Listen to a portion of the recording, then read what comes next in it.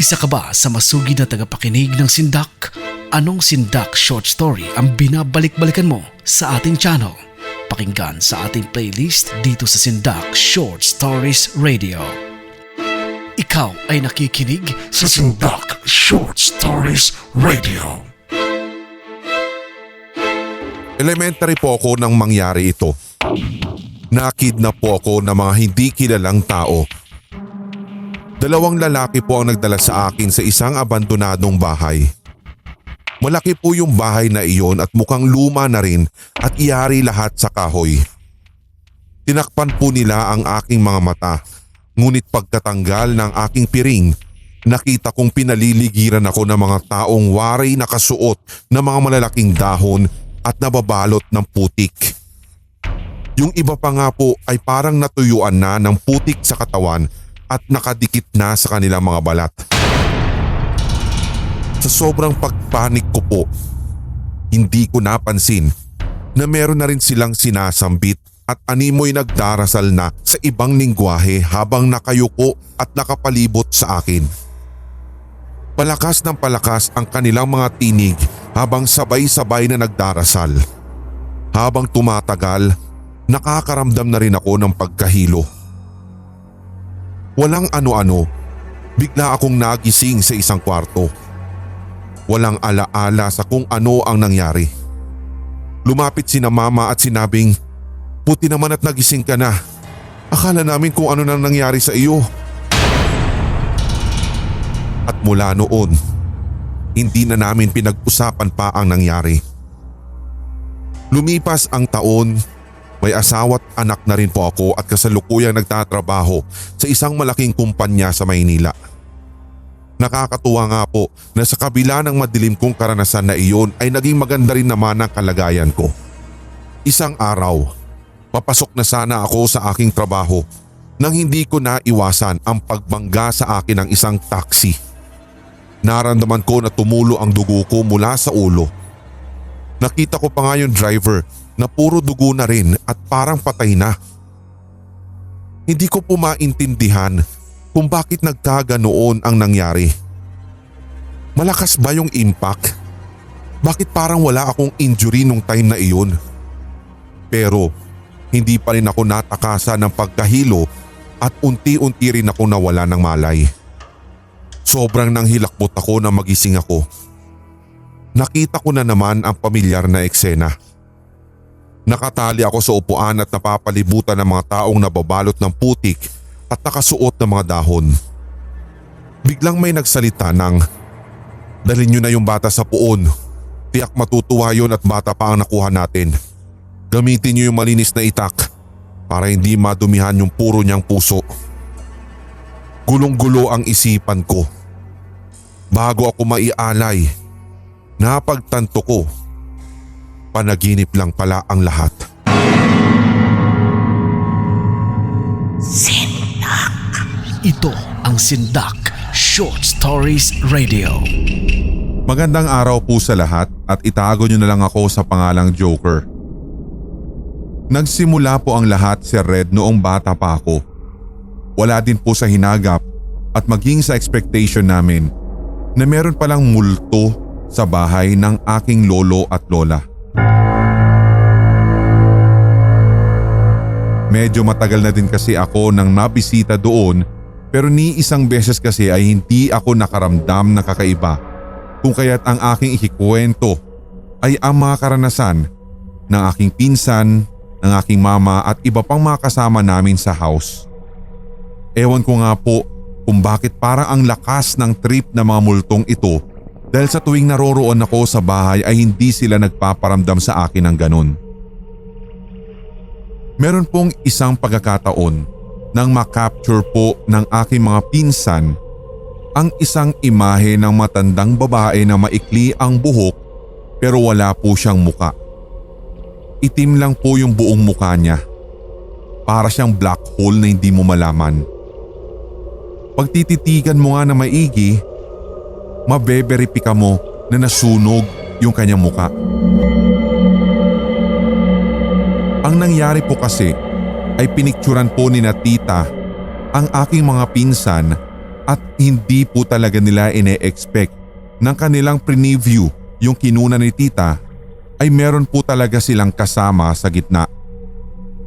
Kung pagbabasehan ng description na binigay ko kanina, nakatitiyak po talaga ako na matanda ito sapagkat kung ikukumpara sa itsura o sa laki ni na pinsan ay mas bata talaga ang dalawang iyon. Malaki naman ang hugis ng muka nung tila nagpakitang aparisyon sa kanila sa litrato. That time, ang sabi ng tita ko nung pinikturan daw niya iyon ay tiyak naman siyang dalawa lang yung pinsan ko na nakaupo at wala pong kahit na sinong sumaling iba sa mga kaanak namin. Imposible naman din daw na yung isang pinsan ko yung sumamang iyon. Kung siya nga, bakit ganon ang itsura?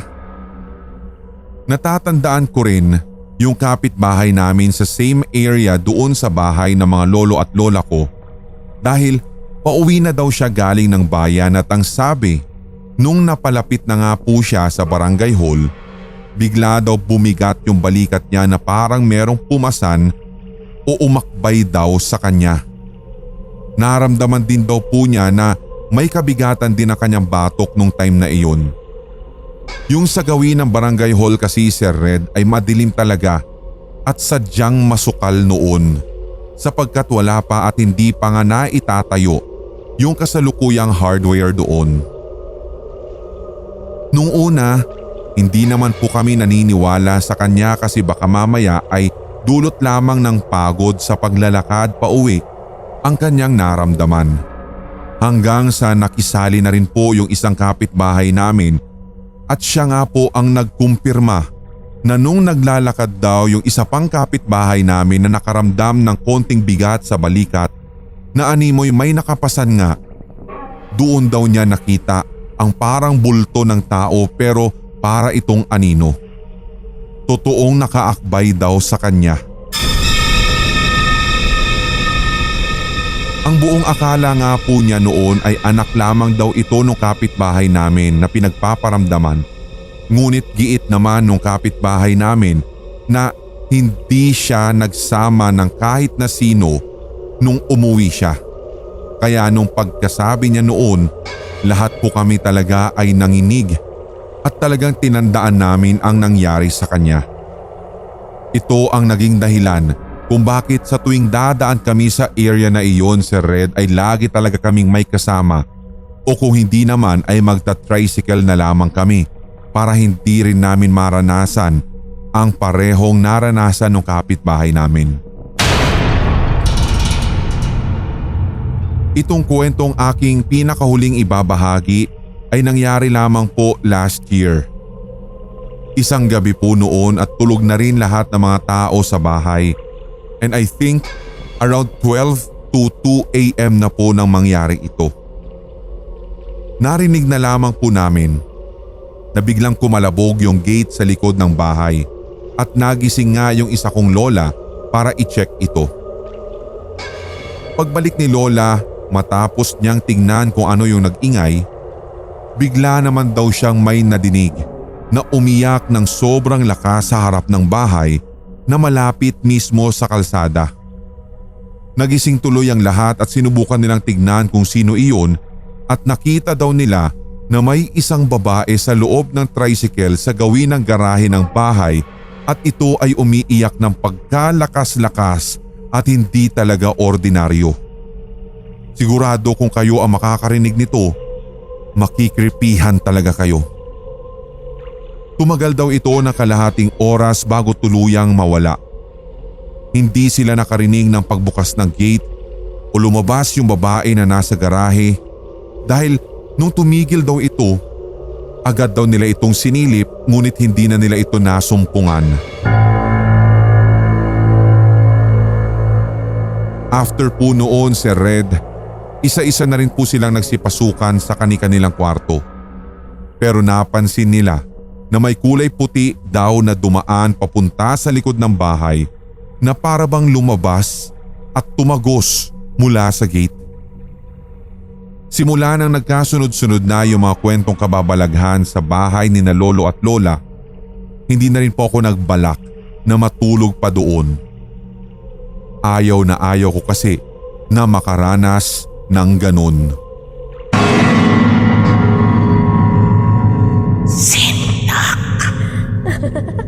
Tawagin niyo na lang po akong Honey at isa po ako sa mga baguhang tigapakinig ninyo dito sa inyong channel.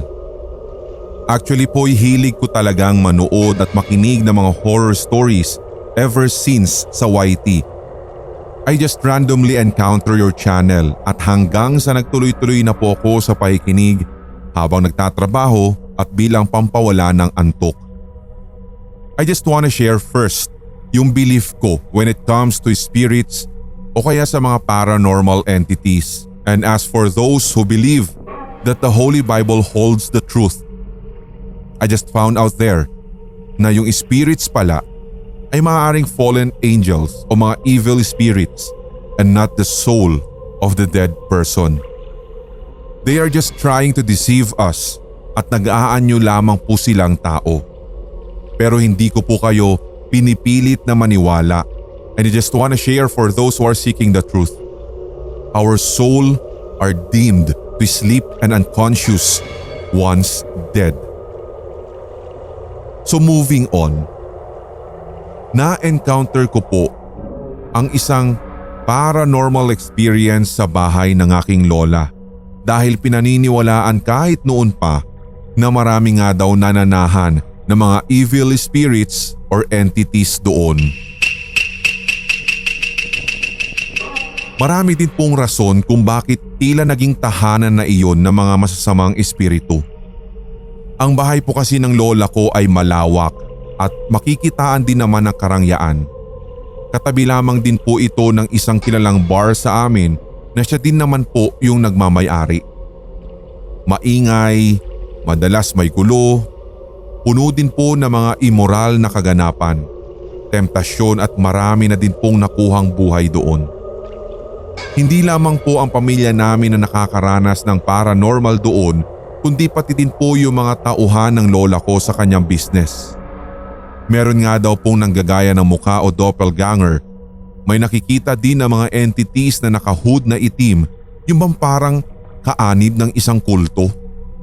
Meron pa nga din daw pong na-experience sa ilan pang mga tauhan doon na parang meron silang nakitang matandang nagsasalita at bumubulong pa sa ibang lengguwahe.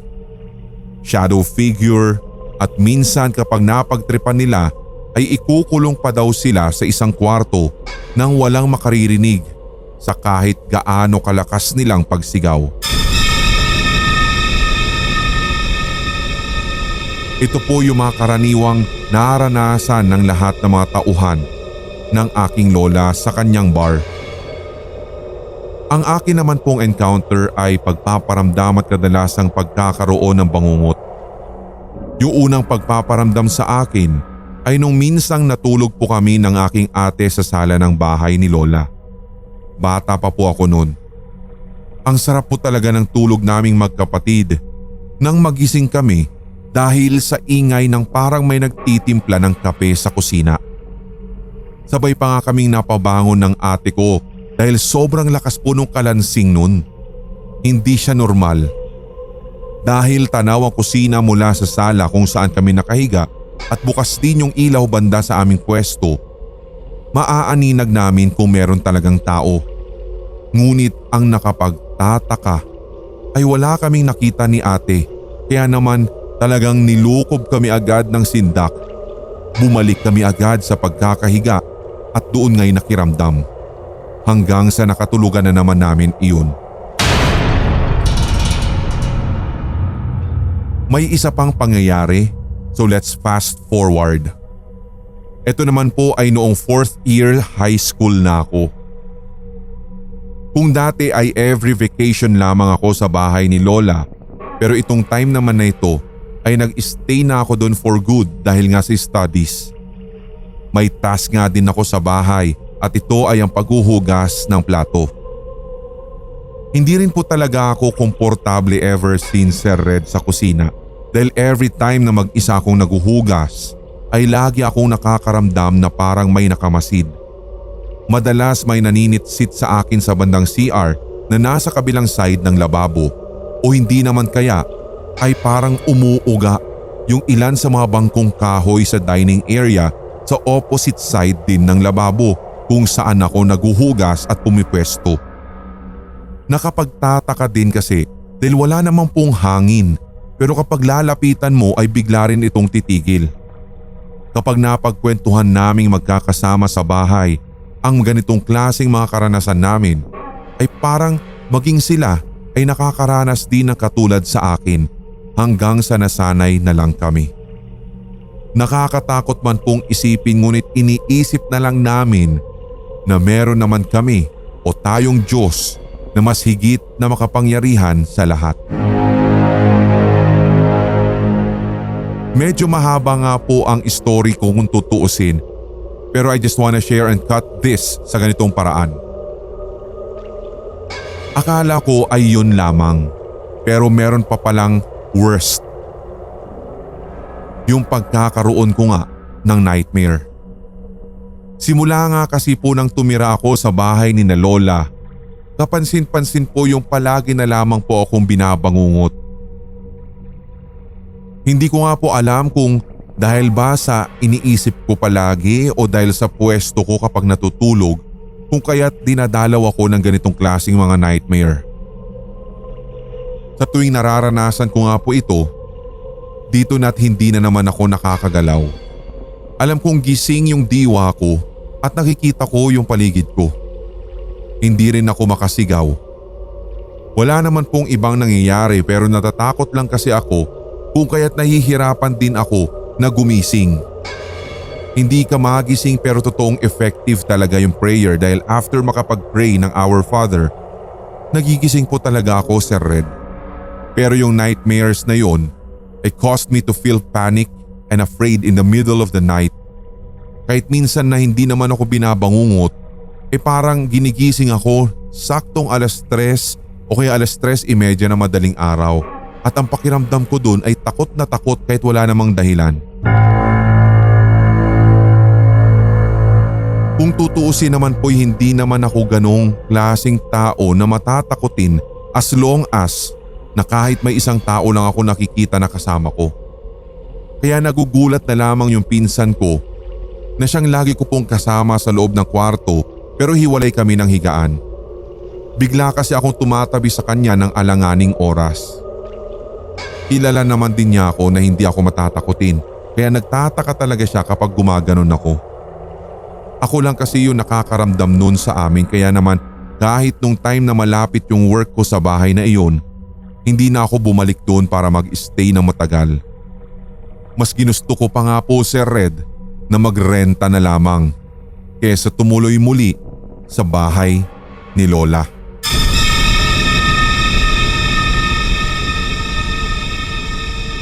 Palagi din pong tatandaan ng lahat ng mga tigapakinig ng Sindak na meron tayong Diyos na handang promotekta po sa atin basta't magtiwala lamang tayo sa Kanya.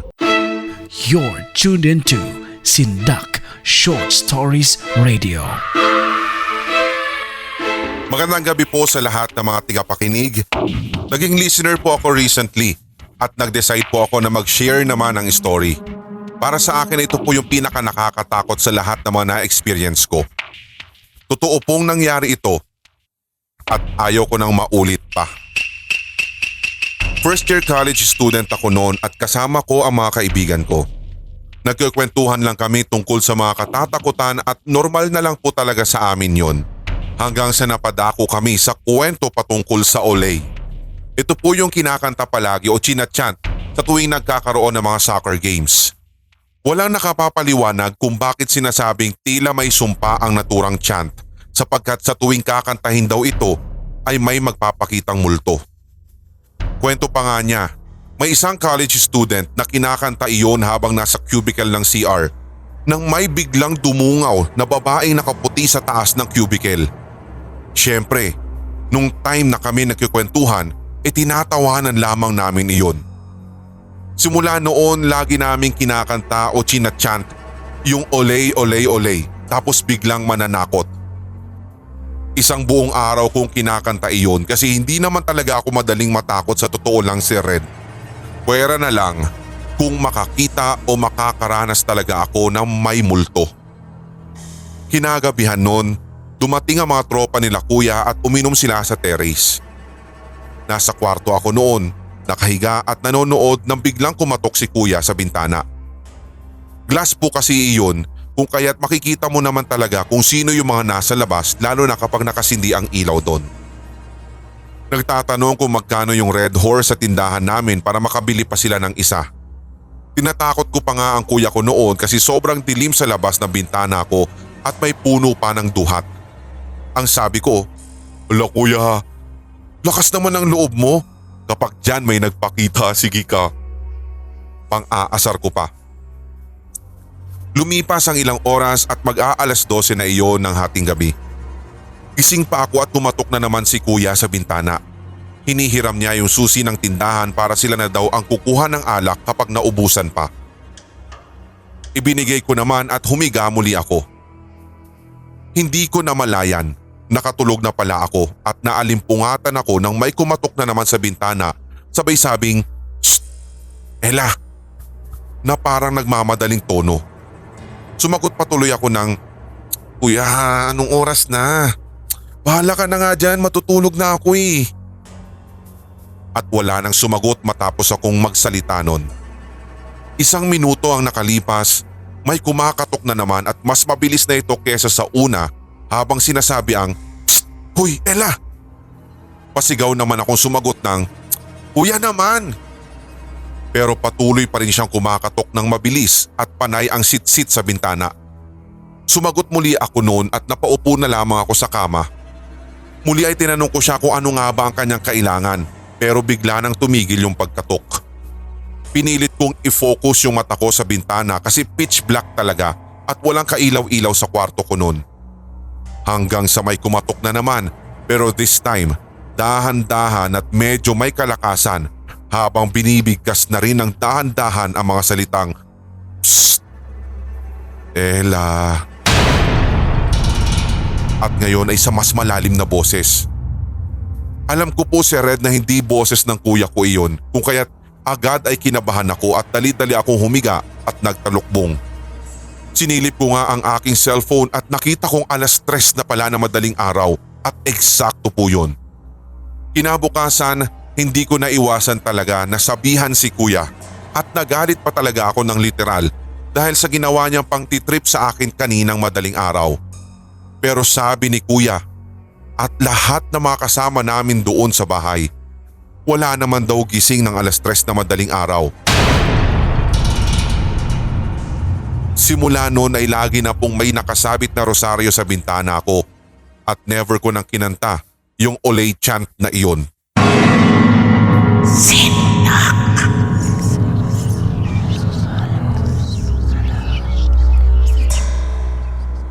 Magandang gabi po sa lahat ng mga nakikinig. Ibabahagi ko lamang po ang isa sa mga kwento sa akin ng aking kaibigan patungkol sa tinutuluyan niya ngayon. Isa po iyong kondominium sa Makati. Nag-i-stay siya ngayon sa isang kondo at nasa 22nd floor po siya to be exact. Wala pa nga siya halos 1 taon doon dahil weekdays lang naman siya nag-i-stay at pinili niya ang lugar na iyon dahil ito yung pinakamalapit sa kanyang workplace. Hindi lamang iyon, naengganyo siyang kumuha ng slot sapagkat bagong tayo lamang ang condominium building. Yung room na tinutuluyan niya ay studio type lamang. Pag sumilip ka nga sa nag-iisang bintana, ang makikita mo lang ay ang street na mismo at ang mga maliliit na bahay. One time, nung bago-bago pa lamang siya doon, sabi niya na naginip siya. Base sa kanyang panaginip, parang bigla daw siyang naalimpungatan sa pagkakatulog. Sumilip daw siya doon sa bintana at nakita niyang madilim na rin sa paligid. Pero may napansin daw siyang batang nakatayo sa mismong street na katapat mismo ng bintana niya. Hindi daw ito umaalis sa kanyang kinatatayuan at kitang-kita ng aking kaibigan na doon siya nakatingala sa mismong bintana sa 22nd floor. Ngumiti daw yung bata sa kanya at bigla na lang parang nag-zoom yung mukha ng bata papalapit sa kanya. Dahil doon ay napaatras siya sa takot. Yung nangyari sa kanya ay parang ganun sa mga jump scare memes na biglang lalapit yung nakakatakot na imahe Doon na po siya nagising at paggising nga po niya ay pawis na pawis siya at habol ang kanyang hininga.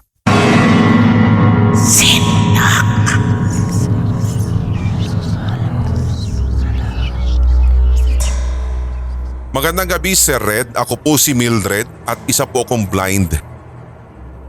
Currently po ay grade 12 student na ako at itong istoryang ito ay nangyari po noong 2018. Maikli lamang po ang kwentong ito at magsisimula tayo sa katatapos naming kumain ni Mama ng tanghalian. Nag-decide na po akong umakyat para matulog po saglit nung time na yon. Nung nasa itaas na ako at nakahiga na kami habang nakikinig ng kantang pinatutugtog ko sa aking Bluetooth speaker, maya-maya po ay biglang may bumulong sa akin. Yung bulong ay nagtatanong kung sino daw siya. Hindi ko po iyon pinansin bagkus ay pinalipas ko pa ang ilan pang minuto bago ako tuluyang bumaba. Pagkababa ko ay tinanong ako ni Mama kung bakit daw ako namumutla, pero sa totoo lang po ay aaminin ko, nakaramdam talaga ako ng sindak ng sandaling iyon. Hindi ko na rin po pinagtuunan ng pansin kung ano nga ba yung narinig kong iyon o kung kanino nang galing sapagkat dadalawa lang kami ni Mama ng mga sandaling iyon. Napaka-imposible naman din na nanggaling ito sa Bluetooth speaker sapagkat ang pinakikinggan ko ng mga sandaling iyon ay wikang Ingles. Habang ang bumulong naman ay Tagalog at nasa malalim na boses pa.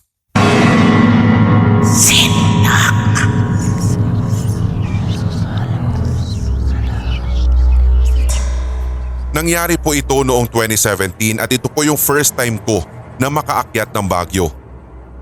Nalimutan ko na po yung eksaktong address ng bahay na tinuluyan po namin at ito po yung kinuha ni Bossing, pero alam ko po meron pong tindahan iyon at laundry area at malapit po ito sa SM. Wala namang makapagsabi na dito pala sa bakasyon naming ito magaganap ang mga hindi namin inaasahan. Doon sa transient house na tinuluyan po namin, legit po talaga, Sir Red, na tuwing madaling araw may naririnig kaming kumakaluskos. Alam namin na nanggagaling ito sa laundry area. Dahil marami kami, inisip naman namin na baka kasamahan lang namin iyon na nagre-rent. Kapag naman naguhugas ako ng plato sa lababo, andun po yung pakiramdam ko na parang may kanina pa nakatitig sa akin na mula sa pinto ng laundry room kahit wala naman talagang tao. Nung ikalawang araw nga namin, Sir Red, sa Baguio, nag-decide na maglinis yung kabilang team ng kanilang room. Nilabas nila lahat ng mga gamit sa kwarto. Kinabukasan nga ng umaga, napatda kaming lahat dahil kitang-kita namin ang pag-iyak ng boss ng kabilang team. Yung pag-iyak niya ay hindi dahil sa kalungkutan, kundi ramdam mo talaga ang pangangatok ng kanyang mga kalamnan at alam namin na natatakot siya. Sa mga kamay niya kasi ay may hawak-hawak siyang tsinelas at ito ay pambata at marami pang putik. Tinanong namin kung saan nanggaling iyon. Ang sabi niya ay nanggaling sa ilalim ng higaan. Kahapon daw ay wala naman daw iyon at ngayon lamang nila napansin matapos nga silang maglinis. Nagtanungan pa nga kung kanino ito at kung bakit may ganoon sa kanilang silid. Natakot kami doon. Bukod kasi sa luma na yung tsinelas, Sir Red, kapansin-pansin talaga ang putik nito. Hindi pa nga masyadong tuyo at senyales na bagong apak lang ito sa putikan. Puzzled kami ng mga sandaling iyon kung saan nanggaling ang tsinelas.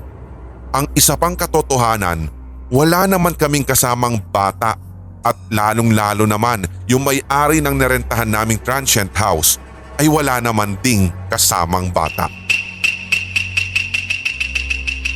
Ikatlong araw namin at nagbibihis na sa bakanteng banyo ang isa naming kasama nang bigla na lamang siyang sumigaw dahil ayaw bumukas ng pinto. Patulak palabas kasi yung pinto na iyon at sa gilid naman nun ay may lumang aparador na kasing taas lamang ng 3 talampakan. Nang puntahan nga namin ang kasama naming iyon, nakaharang na sa pinto ang aparador. Walang ibang tao sa kusina at banyo nung time na iyon, kaya talagang nilamon kami ng pagtataka kung paanong humarang ang aparador sa pinto. Simula po noon ay hindi na kami gumamit pa ng naturang banyo. Sa ika-4 na araw, habang kumakain kami nung gabing iyon, Walang ano-ano'y nakarinig kami ng malakas na lagaslas ng tubig at ito'y nagmumula sa banyo. Sinilip namin sina boss sa kwarto kasi baka nga may lumabas sa kanila at gumamit ng kwarto pero wala kaming nakita. Maya-maya, yung gripo naman sa lababo ang narinig naming lumagaslas. Doon na kami nagsigawan. Halos malaglag pa nga yung isa naming kasama na mataba dahil sa kanyang pagmamadaling makaalis sa mesa. Sinabi namin lahat ang nangyari sa aming boss at maging siya ay kinilabutan. Dagdag pa ang malamig na klima ng mga sandaling yon. Hanggang si boss naman na ang magtanong sa amin kung may nakikita rin ba kaming kakaiba sa laundry room. Siya na mismo nagkwento sa amin na simula nang dumating kami sa lugar, nakikita na niya ang isang itim na tao na laging nakatambay doon. Minsan pa nga daw, pinagmamasdan niya kaming kumakain sa gawing kusina pero hindi na lang daw sinasabi ng aming boss upang maiwasan ang pagtatakutan namin doon. Ito ang Sindak Short Stories Radio. Magandang araw sa inyo, Sir Red.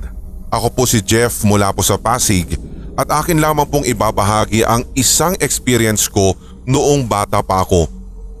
90s po ito at grade 1 po ako noong mga panahong iyon at saktong summer vacation na ng mga estudyante. Nakatira po kasi kami sa isang compound sa Tondo. Mahilig po kami maglaro ng mga kababata ko noon at isang beses nga po ay naglaro po kami sa isang bakanteng lote na may malaking puno ng kaimito sa likod ng compound lang namin. Wala kaming ibang ginawa kundi magtakbuhan, habulan to the max hanggang sa kami ay magsawa at mapagod. Kinagabihan noon, nagkataon din po nag-brownout sa lugar namin kaya nagising kami sa sobrang init at hindi ko alam kung bakit nakakaramdam na po ako ng kati sa gawing paa ko. Akala ko nga po noong una ay normal lamang po iyon o dala lamang ng init na nararamdaman ko na siyang nakapagdagdag pa ng iritasyon sa aking pakiramdam. Para maibsan ito, kinamot ko po ito ng kinamot kaya lang eto nga't nahirapan na tuloy akong makatulog muli. Kaya sinabi ko sa aking mga magulang na doon na lamang muna ako tatabi sa gawing gitna nila. Naalala ko pa nga po yung pwesto namin noon na yung kaliwat kanan kong paa ay sabay nilang kinakamot nung gabing iyon. Iniisip na lamang nila na baka ito ay dahil nga sa init kaya kinakati ako. Ang nakapagtataka nga lang po dito si Red. Umabot po ng ikatlong gabi na ganun palagi ang eksena namin. Ewan ba't parang merong specific na oras na inaatake ako ng sobrang kati ng mga paa ko. Tuwing hating gabi po ito nangyayari at minsan umaabot pa nga po hanggang madaling araw. Kapag buong umaga naman po ay wala akong nararamdaman at talagang wala po akong nakikitang kahit na anumang pantal o bakas ng allergy sa aking balat. Hanggang sa napagkwentuhan ng mga nanay namin ang nangyari sa akin. Nakakagulat na parehong-pareho pala yung experience ng mga kababata ko na kasama kong naglalaro nung hapon na iyon sa bakanteng lote sa likod ng compound namin. Dahil doon ay napagkasuntuan nga nila na kumonsulta sa lugar namin na may kilalang manghihilot at marunong din magtawas. Nang tinawas nga kaming magkababata ay halos pare-pareho ang itsura ng nabuong hugis mula sa tinunaw na kandila na siyang ipinatak ng magtatawas sa isang plangganang may lamang tubig. Kinausap kami nung magtatawas kung saan kami naglaro at itinuro naman namin yung lugar at nung pinuntahan nga namin ang bakanteng lote, ang sabi niya ay may nasipa daw kaming duwending itim. Nakatira daw pala ito sa malaking puno ng kaimito. Nagsuob kami doon sa may malaking puno at nagritual siya. Meron nga po siyang ibinubulong na dasal at hindi namin alam kung anong klaseng lengguwahe ang kanyang ginagamit. Pagkatapos po niyang mag-alay ng dasal ay parehong ritual ang ginawa din niya sa kanya-kanya naming mga bahay doon sa compound. Ayon pa nga sa magtatawas, yun daw ang dahilan kung bakit kinakati ang mga paa namin tuwing gabi dahil nanuno daw kami. Mabuti na lang daw at nasabi sa kanya ng maaga at hindi na lumala pa ang naranasan namin. Kumbaga, nakapagbigay na kami ng paumanhin sa mga nilalang na hindi namin nakikita. Naging effective naman po yung ginawang pagtatawa sa amin dahil nung gabing iyon ay hindi na po kami muling kinatipa. At dahil doon, naging mahimbing na rin ang aming tulog nung kinagabihan. Hindi rin makapaniwala ang mga magulang namin sa nangyari noong una kaya nabigyan din sila ng mas malalim na idea tungkol sa mga nilalang na hindi natin nakikita at kasama pa pala namin sa compound. Matapos nga ang pangyayaring iyon ay hindi na po kami pinalaro sa naturang lokasyon.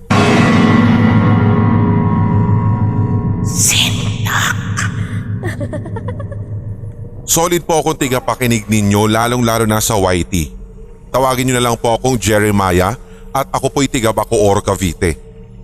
Isishare ko lamang po ang aking nakakatakot na karanasan nung ako po'y nakatira pa lamang sa aking tita at kasama ang kanyang kaisa-isang boardmate sa Maynila. Kahit 2 years na po ang nakalilipas ay hindi ko pa rin po ito makalimutan. Noong gabi na iyon, papauwi po ako galing sa work. Habang ako ay naglalakad ay napadaan po ako sa isang mahabang eskinita at yun lang po kasi yung pwedeng daanan dahil papasok ito sa bahay. May bigla pong sumingit sa akin doon sa aking paglalakad at isa po itong lalaki. Nagulat pa nga po ako kasi bigla po siyang umakbay sa akin kung kaya't unang naisip ko ay baka magnanakaw ito. Napalingon tuloy ako sa kanya at napansin ko unang-una yung kanyang damit hanggang sa kanyang short pero nang nakita ko po yun ay hindi na po ako kinabahan hanggang sa nakilala ko po base sa kanyang katawan na siya nga pala yung isa sa mga kasama namin sa boarding house na kahilera lamang po ng unit ng aking tita. Kaso, nung napalingon na ako sa bandang mukha niya, nasindak po ako sapagkat sa ikalawang pagkakataon, nakita ko po na parang nag-blur ang kanyang mukha. Dahil po doon ay binilisan ko ang aking paglalakad habang nililingon-lingon ko pa siya sa pag-aakalang hahabulin niya ako. Hanggang sa napansin kong nakatayo na lamang siya doon at hindi ko talaga masabi kung nakatingin ba siya sa akin o sa ibang direksyon. Nang makarating ako sa bahay ay sinabihan ako nung kasama ni tita na boarder at ang sabi niya ay kung bakit ako humahangos. Ano daw ba ang nangyari sa akin? Sinagot ko naman siya na nakita ko yung kapatid ng asawa niya at nakasabayan ko pa siyang maglakad sa may eskinita. Kunot noon naman siyang nagtaka at sinabi pa niya na kung nakasabay ko nga siya, bakit hindi naman daw siya nakasunod sa akin? Sinabi ko pa na maaaring hindi siya maniniwala sa akin lalo nang sasabihin ko ang totoo. Pinilit niya ako kung ano nga ba ang nakita ko hanggang sa inamin ko ngang muli sa paglingon ko sa kapatid ng asawa niya ay wala na itong muka. Bumaba yung tita ko galing sa taas at ang sabi niya ay boardmate din daw niya iyon. Ang ingay daw namin kaya naistorbo siya. Sinumbong naman ako ng boardmate niya at sinabi niyang, "Eto, yung pamangkin mo kasi ate, nakita daw niya yung kapatid ng asawa ko na walang muka tas papunta dito sa bahay." Sumagot naman si tita ng, "Hala! Baka doppelganger yun ang kasabay mo."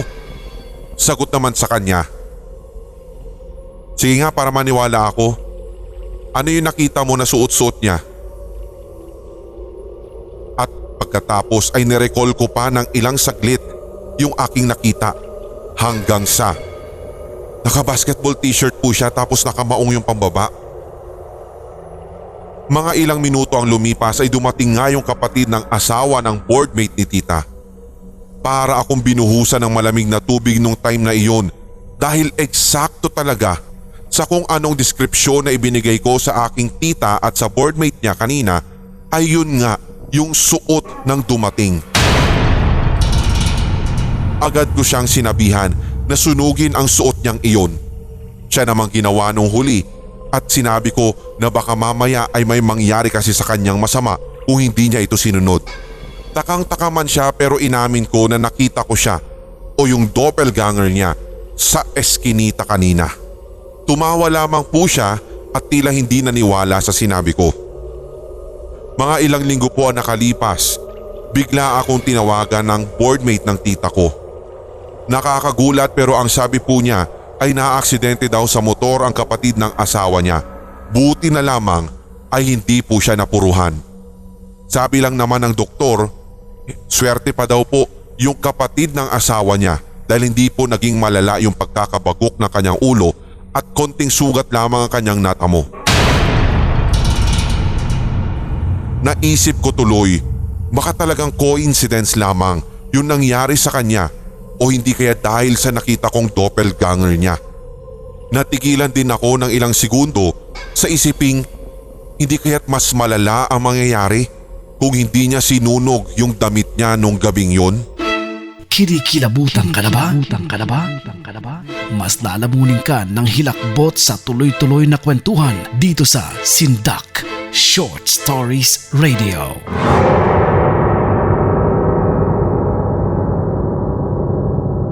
Magandang gabi po sa inyong lahat at eto na naman po ako mag-share ng panibagong kwento para sa ating mga tigapakinig. Maaaring para sa ilan ay hindi po ito masyadong horror pero para sa akin po, this was enchantingly creepy.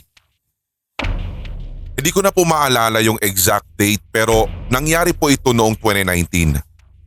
Sinamahan ko po ang aking lola sa isang feng shui master para magpakonsult patungkol sa mga bagay ng kasertihan o kamalasan kasi napapansin po ni lola noon na tila sunod-sunod ang hindi magagandang pangyayari sa aming bahay.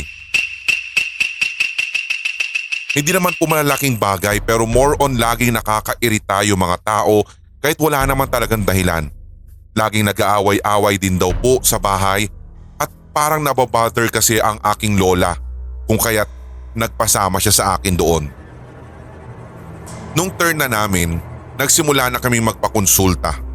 Ang akala ko po Sir Red sa mga ganon ay maitatanong ka tapos sasagutin nila kaya hindi ako masyadong naniniwala sa mga ganon. Tapos sinabi ng lola ko na makikita ba ng feng shui master kung anong meron sa bahay namin kung bakit ganoon ang nangyayari, lalo na sa papa ko.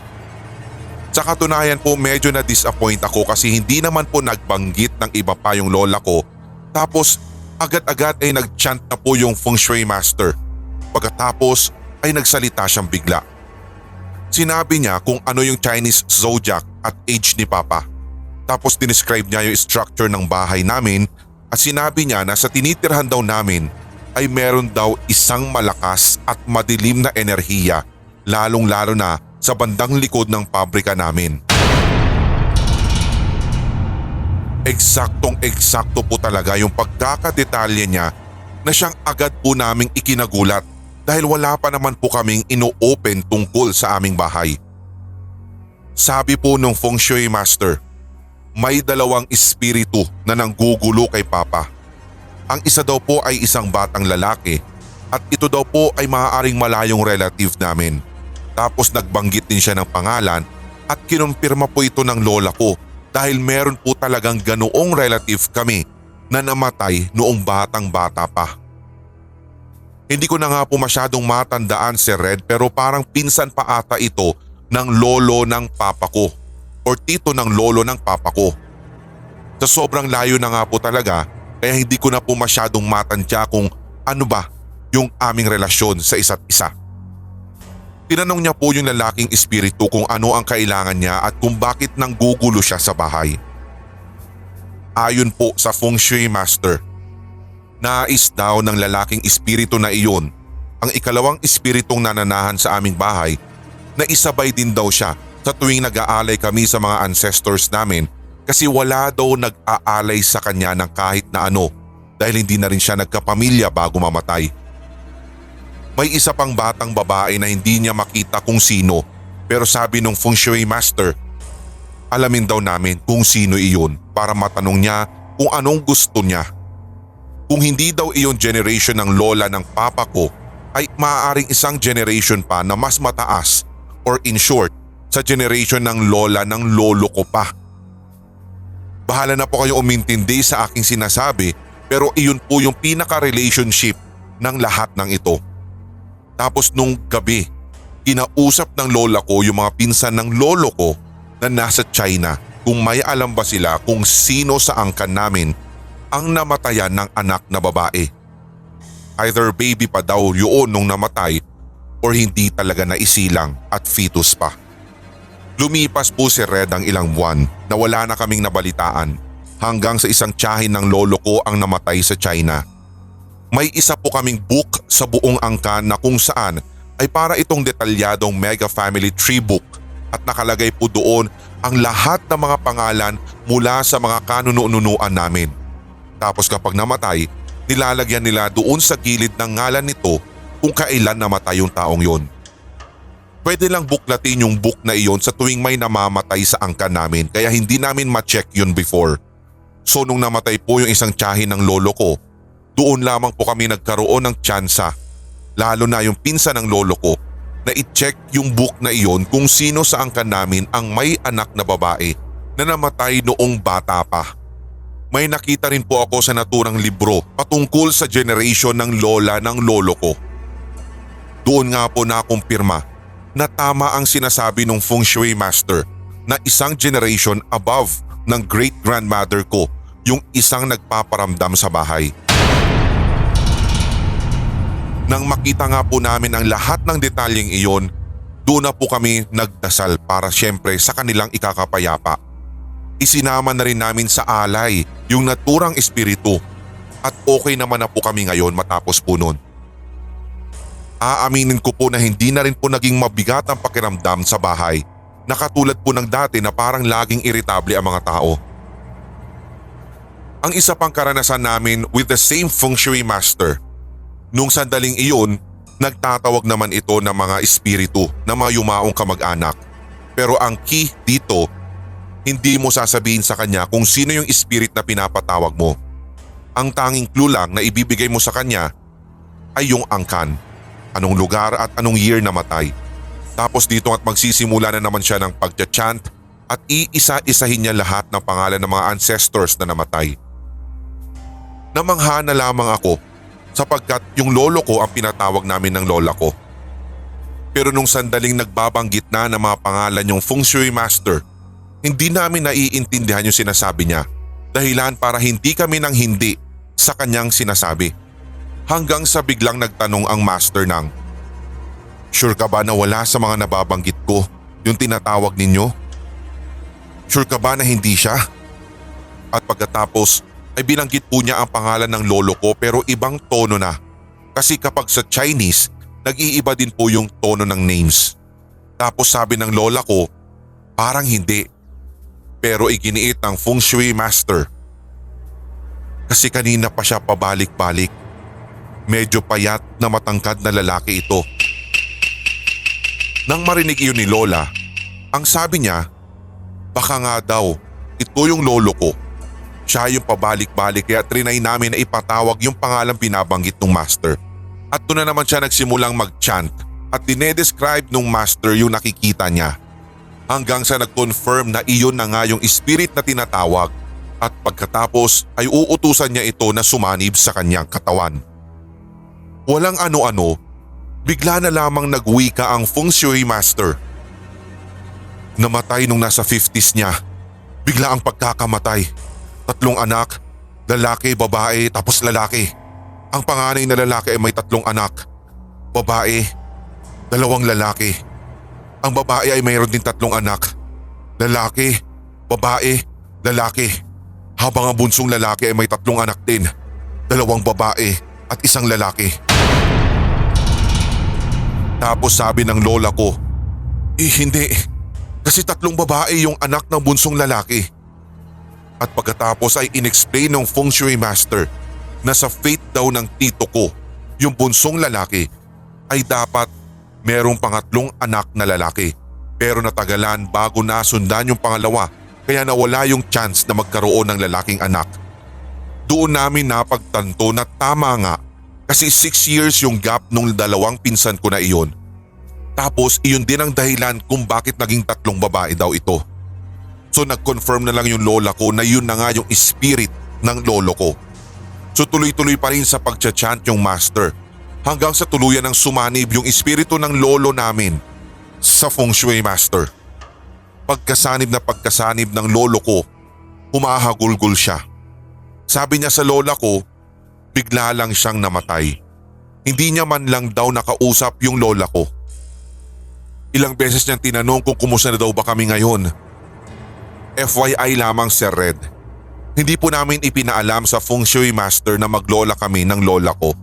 Madalas kasi napagkakamalan kami mag-ina kasi bata-bata pa rin naman si lola.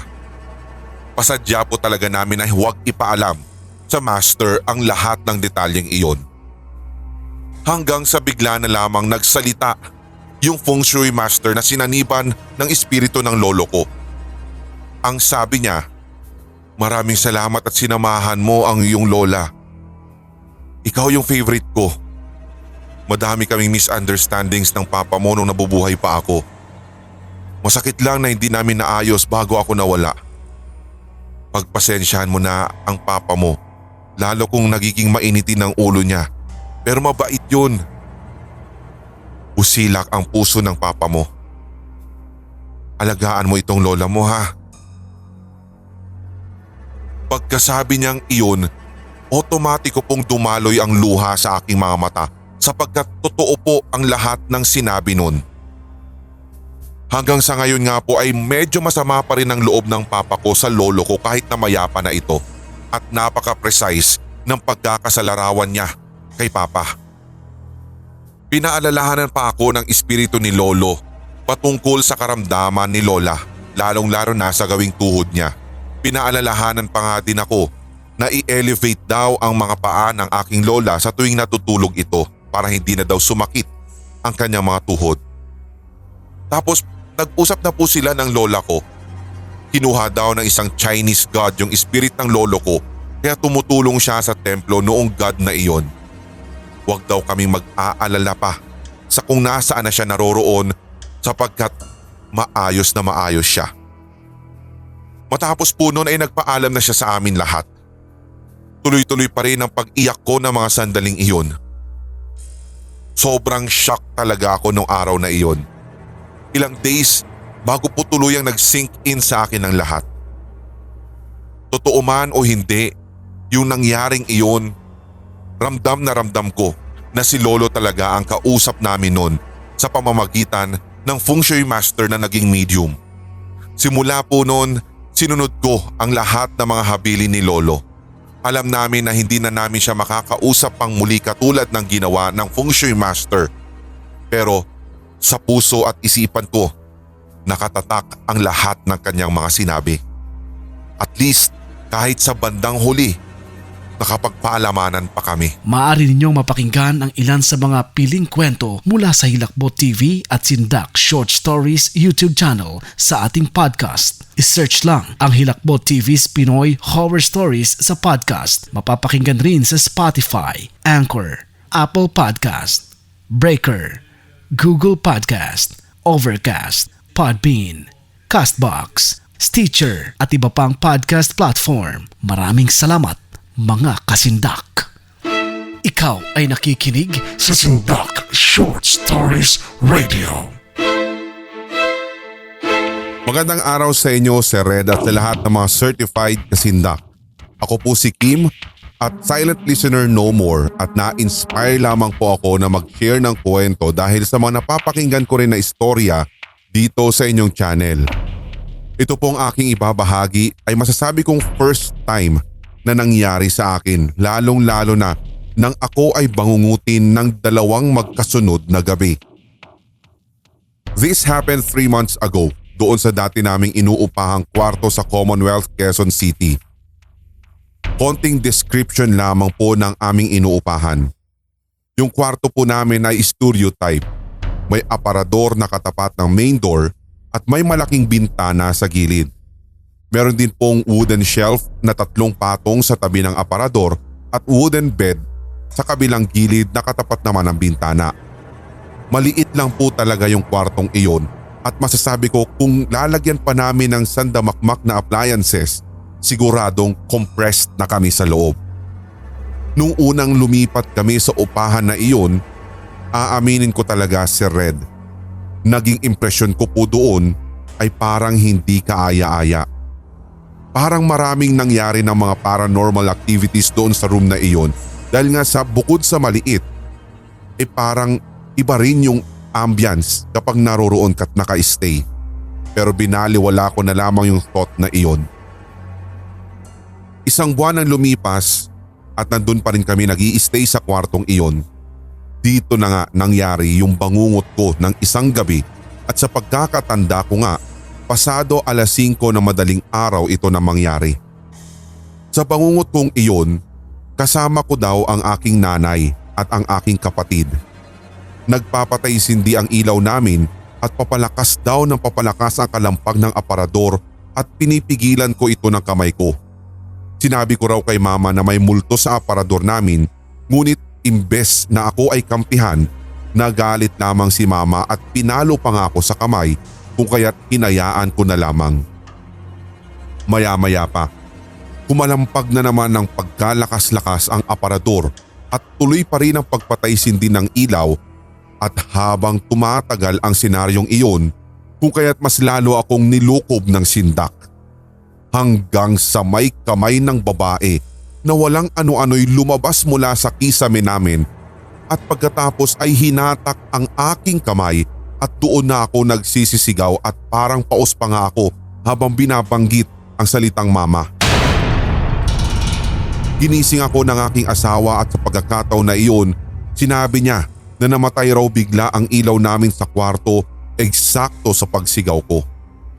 Ang sabi din niya, nakakatakot raw ang aking sigaw at hindi niya ito maipaliwanag. Parang hindi ko nga daw boses yun. Ginising niya ako bigla at doon natapos ang bangungot ko. Sobra yung aking pagkahilakot sa pangyayaring iyon, Sir Red, dahil hanggang ngayon, iniisip ko kung bakit ko naranasan gayong bago naman matulog ay nagdarasal ako. Iniisip ko na lamang na maaaring ito ay dulot ng matinding pagod, gawa nga naman ng side hustle ko tuwing gabi pagkagaling sa trabaho. Ang akala ko, doon na matatapos ang bangungot, ngunit sinundan pa ito ng kasunod na gabi. Dito naman sa pagkakataong ito, sa loob ng bangungot kong yun, nakita ko na naman ang parehong figura pero tinulak niya na ako mula sa isang mataas na pwesto. Sa bangungot ko raw ay nagsisisigaw ako ng "Stay away!" at umiiyak ako habang sumisigaw nun. Nagsimula na rin akong magdasal. Makaraan noon ay nagising ako at pagkagising ko, kwento sa akin ng asawa ko na binabangungot na naman ako. Napag-usapan namin na hindi na normal ang aking bangungot. Alam kong may nanggugulo na kung sino mang multong babae na ginagambala yung pagtulog ko. Ang hinala ko ay baka may sumama sa akin habang ako ay sumasideline bilang isang delivery rider dahil naalala ko na may nadaanan akong bahay na patay sindi ang ilaw sa labas at gabi iyon ang madaanan ko. Nagpatuloy kami sa pagtulog ng asawa ko at sa pagkakataon na ito, yakap-yakap na niya ako at nakaharap na ako sa kanya para raw kung sakaling bangungutin na naman ako ay madali niya akong magising. Pasado 3:00 ng madaling araw na ulit na naman ang bangungot na iyon. Pinilit kong mag-isip ng ibang bagay na masaya para maging maganda naman ang aking panaginip, ngunit nagbabago ang mga pangyayari sa panaginip ko. Sa pagkakataong iyon, sinamahan raw ako na magpatawas ng aking mga magulang kasama ng aking asawa. Sa panaginip ko ay hawak ng nanay ko ang kamay ko at ang asawa ko naman ay nasa gawing likod, ngunit di na ako nakaramdam ng labis na hilakbot. Unti-unti kong minulat ang mga mata ko dahil alam kong binabangungot na naman ako. Pagdilat ko nga, asawa ko ang nakita kong nakahawak sa kamay ko pero may kung sino na nakahawak rin sa likod. Hindi ko magising yung aking asawa dahil mahina ang boses ko gawa ng labis na takot. Habang itinuturo ko yung nasa likuran ko at mahina kong sabi na, "Love, sino to?" Ay hindi magising yung asawa ko kaya sinubukan kong igalaw ang ulo ko upang tignan kung sino ang nakahawak sa gawing likuran ko, ngunit hindi ko mailingon. Sinabi ko na lang na, "Mama, ikaw ba yan?" At may isa rin akong narinig na boses at alam kong isang babae ang tinig pero ginaya niya ang mga katagang sinabi ko. Damang-dama ko ang pagkakahawak niya sa likuran ko at habang tuluyan na akong nagigising ay naglalaho na ang kanyang pagkakahawak. Sobrang kinilabutan ng asawa ko nang maikwento ko sa kanya ang bangungot na naman na iyon. Matapos ang 2 gabi ng nakakakilabot na bangungot na aking naranasan, saka namin naisipan na ipabless ang kwarto. Dinasalan pa namin at sinunod namin ang iba pang payo na magpausok daw kami ng insenso. Nagkabit kami ng mga printouts ng Bible verses sa paligid ng kwarto at katakatakang matapos lahat ng aming gawaing iyon, hindi na naulit yung bangungot ko. Hanggang dito na lamang po ang aking kwento. Maraming salamat sa oras ng pagbabahagi ng aking kwentong katatakutan. Ikaw ay nakikinig sa Sindak Short Stories Radio.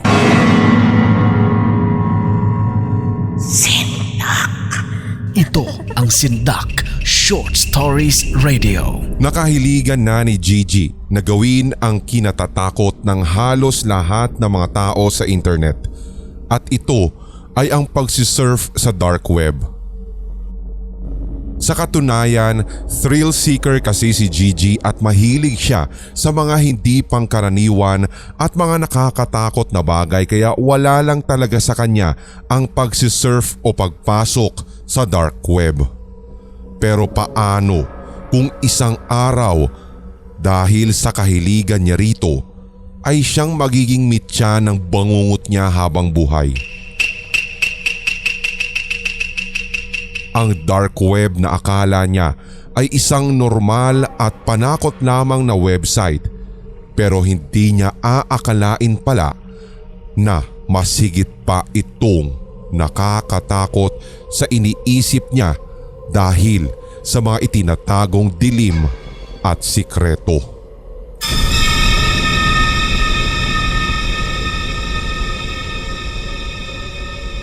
Nang matapos sa pagsisurf si Gigi ay ikiklik sana niya ang exit button sa itaas nang bigla siyang magtaka sapagkat may sumulpot na chat box sa screen na hindi naman niya alam kung sino o saan nanggaling.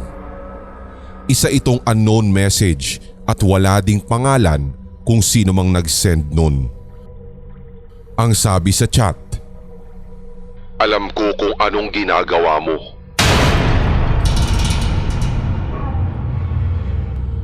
Otomatikong nagbigay ng hilakbot at sindak sa kaibuturan ni Gigi ang naturang mensahe. Ngayon niya lang ulit naramdaman ang ganoong pakiramdam dahil sa isang simple pero weirdong chat. Nakatulala lamang siya sa screen nang magbalik ulit ang atensyon niya dahil meron na namang sumulpot na panibagong mensahe. Ang laman niya, Alam ko kung anong pangalan mo at kung saan ka nakatira.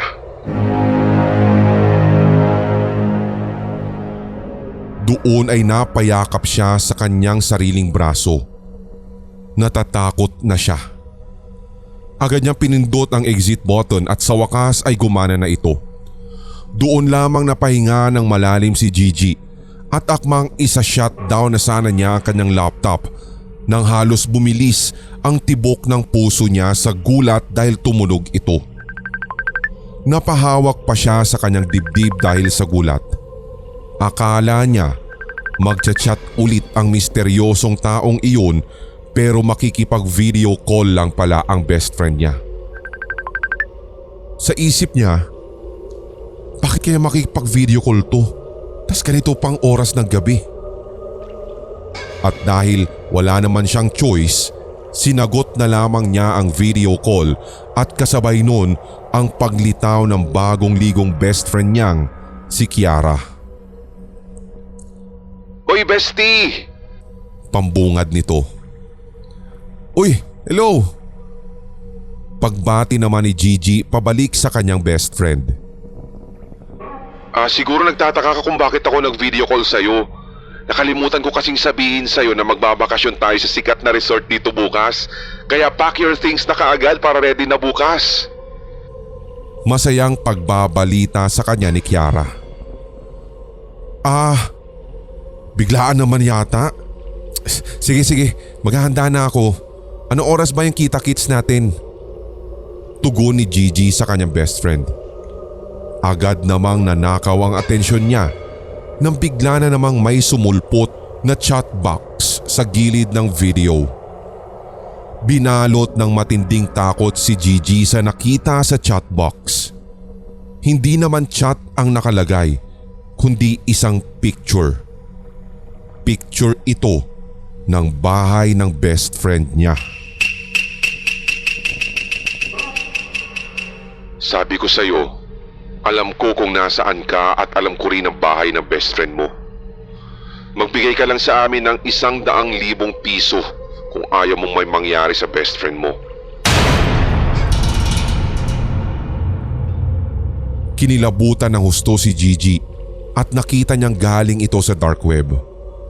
Nanginginig ang kanyang labi habang nakatingin pa rin sa chat nito. Hanggang sa… Hoy! Best! Napatulala ka na naman dyan. Pa-share naman na naman tinitingnan mo. Parang wala ka sa hulog ngayon. Pagtawag ng kanyang best friend na kasalukuyan nang nagsusuklay. Agad siyang napatingin dito at nagulat siya nang makitang may sumulpot na maliit na video sa pagitan ng video camera nila na kanyang best friend. Doon nga'y makikita sa video na parang naglalakad ang nakahawak sa camera. Hanggang sa mas lalo pa siyang nilamon ng sindak nang ipakita nito ang bahay ng best friend niya. May kalakip pa ngang mensahe at sabi, Sabi ko sa'yo, alam ko eh. Di bali na pala ang pera. Tutal gagawin ko rin naman eh. Gagawin ko. Napatayin siya. Alam niyang chat iyon ng taong nagvi-video ngayon. Gusto niyang balaan ang best friend niya pero parang naka-duct tape ang kanyang labi at hindi na siya makagalaw kahit ang kanyang mismong mga kamay. Uy! Best! Okay ka lang?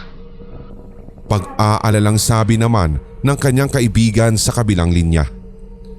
Gusto sana niyang sabihin na may magtatangkang pumatay sa kanyang best friend pero walang lumalabas na boses sa kanyang bibig.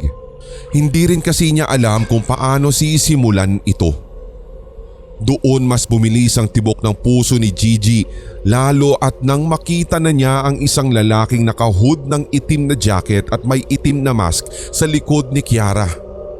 Saka na lamang lumabas ang mga salita na pilit na kumakawala kanina pa sa bibig ni Gigi at, "Kiara! Sa likod mo!"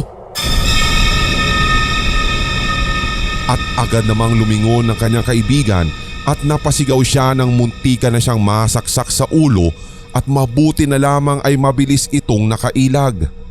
Hinabol naman ang saksak ng lalaki si Kiara at pilit ding lumalaban ang best friend niya. Agad na tinawagan ni Gigi ang pulisya pero huli na sapagkat nakita na lamang niya sa video camera ni Kiara na nagsipagtalsikan na ang malapot at sariwa nitong pulang likido. Napaiyak na lamang si Gigi at laksa-laksang trauma ang inabot niya dahil nasaksihan niya mismo kung paano mamatay sa malagim na paraan ang kanyang best friend. Kinabukasan, base sa investigasyon sa crime scene sa bahay ni Kiara, wala daw silang nakita o nakuhang kahit na anumang lead, lalong-lalo na ang kutsilyong ginamit sa pagpaslang kay Kiara. Halatang malinis ang pagkakapatay sa best friend ni Gigi. Si Gigi naman ay palagi nang nakatulala at hindi na rin makausap ng maayos dahil sa nangyari. Itinatak na din niya sa isipan niya na hindi na rin siya muling babalik sa pagsisurf sa dark web.